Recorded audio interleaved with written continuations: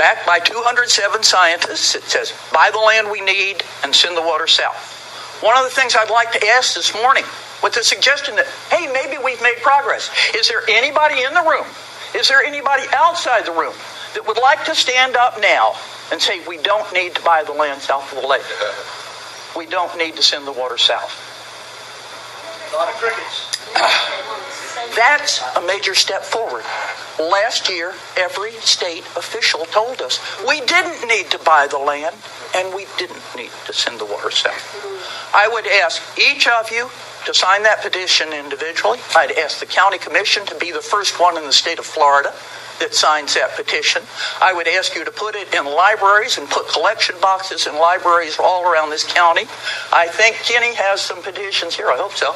I would hope that everybody who's here this morning would sign it and take some home and sign it. May I go on? Commissioner Haddix? Go on. Okay. There's another thing that needs to be done. Somebody mentioned the pipe. Mark Perry said for years that there are some fields that have no water treatment, heavy fertilizer use, serious pollution, and they're not being required to do anything. There are others who've taken steps and cut down their phosphorus load. We need, well before the legislative session, to get every member of our delegation to commit to the fact that anybody who's got runoff going into the waterway is going to be responsible for that runoff.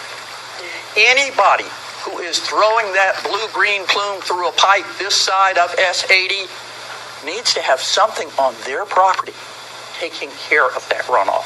We need enforceable, mandatory water quality standards so the extreme outliers aren't making it worse for everybody.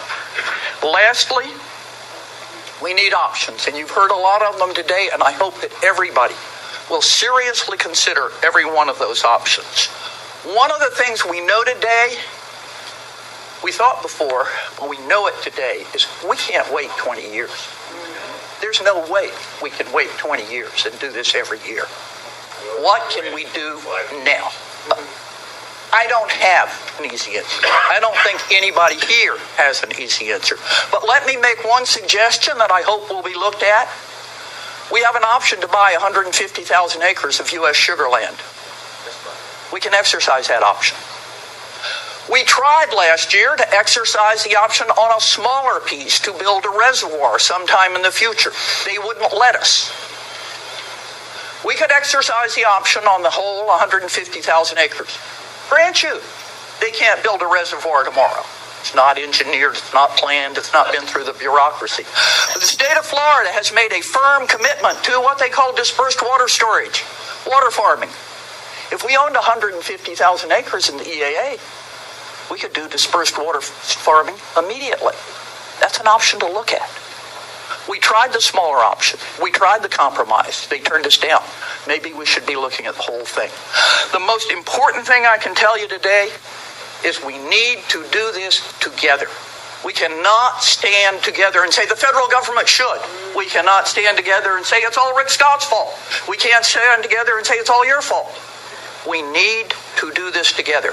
And lastly, you all don't just tell everybody here. Tell the world. Tell people all over this country what's happening. Thank you.